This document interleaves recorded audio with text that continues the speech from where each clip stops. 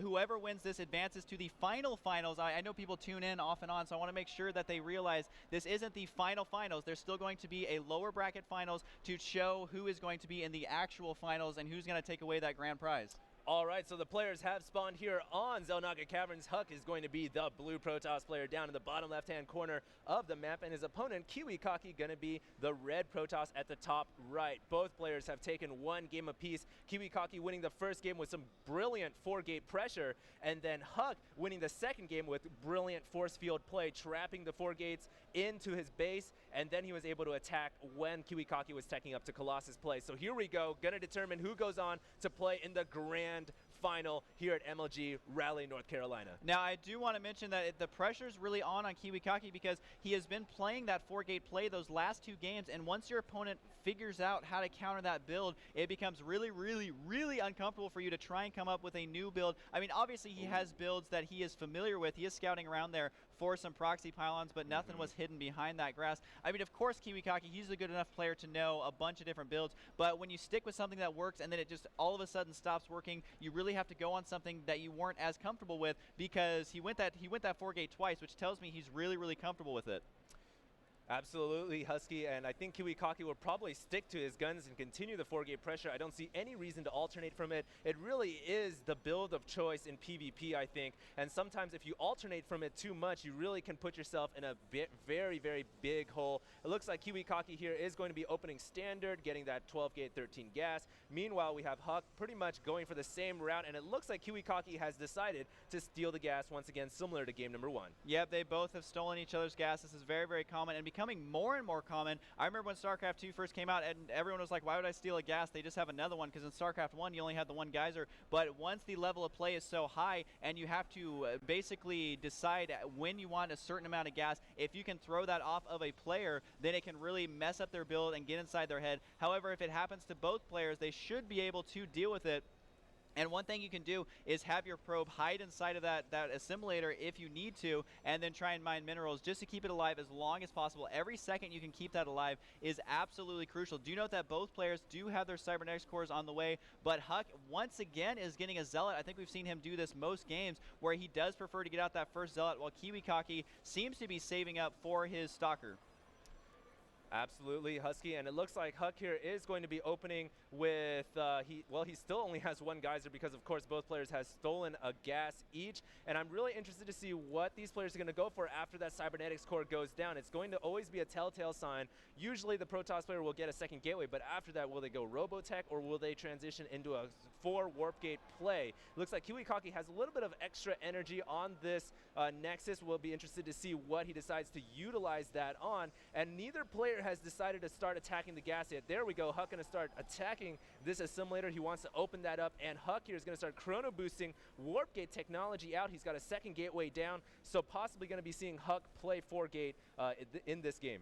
It is pretty interesting to see Kiwikaki go for that first stalker, because it's going to take so long to kill that building. Not only are zealots, you know, in their own right pretty good at killing down those assimilators, but then you also have to wait for that stalker to finish. So look for HuK to have a little bit of an early gas advantage, which in Protoss versus Protoss, that could mean an earlier Void Ray, it could mean an earlier Phoenix, or an earlier Robotics. And if you can time your attack just right, where you have that 1 unit advantage, it can play a huge role here. So I would not be surprised to see Kiwikaki throw down more gateways, which I think he read my mind, because that is exactly what he's doing.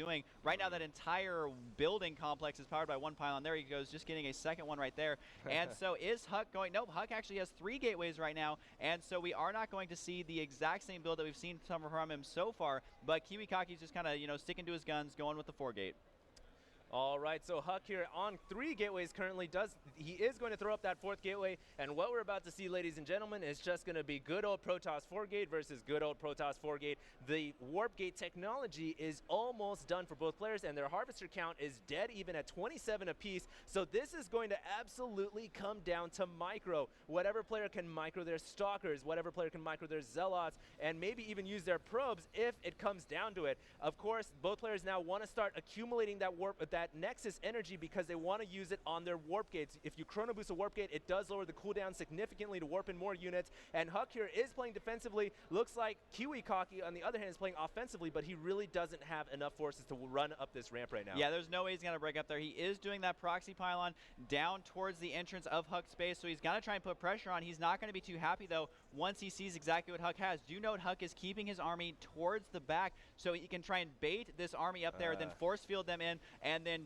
just slaughter them inside his main base. We saw him do something similar before. This one Zealot just on hold position there. He's like, really? That's my command, is to sit here and get shot in the face. And so he's just beginning to spot up that ramp. Unfortunately, it really sucks to be that guy. And Kiwikaki, though, he's going to try and warp in units on the high ground. We'll see if that Zealot can actually see up there. Yes, he can. Oh, wow, that Zealot, yeah, really being a big role in that army. Going to force a warp in 4 Zealots, but a force field blocking the rest of the Stalkers, and Kiwikaki here is going to lose these 4 Zealots eventually. They did do some damage, but that force field absolutely critical at preventing the 4 gate from being successful for Kiwikaki. Kiwikaki here forced to run away. If he loses his proxy pylon, he is going to lose all of his aggression and map control to HuK, and HuK is starting to push down onto this map. He is attacking the pylon, so that pylon's days are numbered, and Kiwikaki is purely on Stalker right now. That is not going to be enough to deal with this combined army from HuK, which has Zealots and Sentries as well. HuK right now at 53, Kiwikaki at 49, so HuK still has an advantage, and the pylon did get taken out. You know, this is definitely contrasting two different playstyles. Every single game, HuK has been defensive. Every single game, Kiwikaki has been very, very aggressive. Unfortunately, Kiwikaki has a lot of units that are going to be marching out of here once HuK is comfortable enough to do that. Now, HuK did kill one pylon. Just taking a look at the units lost tab, he is several hundred minerals ahead in that regard. He's going to actually intercept these units, and the angle is not the best here from Kiwikaki. He is losing several Stalkers. However, he was focus firing there fairly well, although unwisely, once again, warping in units on top of HuK's army, which makes them take additional damage while they're trying to warp in. Going to trap 2 more Stalkers here, and he slaughtered one of them. The other one just got very, very low there on HP. So if we do look at the army size, still going to be favoring HuK, and not to drag you all over the place, but if you look at the units lost tab again, HuK has really driven this advantage now, as he is almost 1,000 minerals ahead, which this early in a game is bad, bad news for Kiwikaki. So he's going to try and win with micro by getting a ton of Stalkers and just a couple of Zealots, although he has no sentries in that army for that Guardian Shield. HuK is also transitioning now into a Robo Bay. He's got the robotics facility warping in, and he can do this. He can afford to do this because he has a larger army than Kiwikaki. He can afford to transition, and once Immortals start coming out of this robotics facility, or perhaps even Colossus, that is just going to bolster his army to heights unknown. Kiwikaki will not be able to withstand that kind of firepower, and right now he needs to make something happen. He is not transitioning. It looks like, oh, okay, Kiwikaki is getting a robotics bay after all, so he is going to have Colossus coming out of his own. So both players really teching up and transitioning at this point in the game. HuK also getting his robotic support bay in the back. So both players are going to be getting Colossus. Neither player pushing forward because they know one false maneuver, getting caught by a force field, and that could be a very fast GG. The important thing to know right now is just definitely the supply discrepancy, where HuK does have the advantage.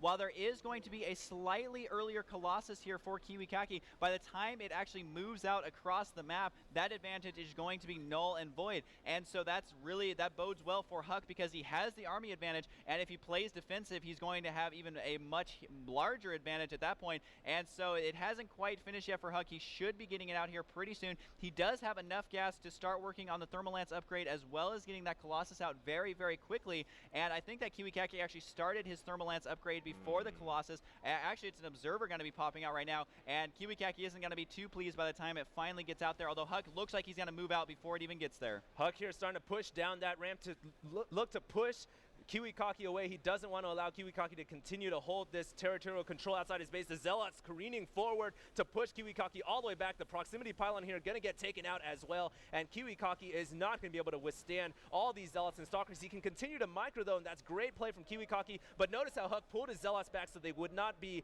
continually sniped as they chased Kiwikaki back. And right now Kiwikaki needs a Colossus desperately. Thankfully for him, he has the extended thermal lance. He's been researching that much faster than HuK, and that is going to make a huge difference when the Colossus collide, because Kiwikaki is going to have an additional double time the range, and that is going to be so much more helpful when the armies engage. All right, HuK does decide to back out. That Colossus was really Kiwikaki's saving grace. I know that HuK didn't see it, but if he tried to move in there, the splash damage would have been fairly strong. Kiwikaki is actually doing another proximity pylon. Unfortunately, that is going to be spotted by HuK, I believe. Yes, so that is going to get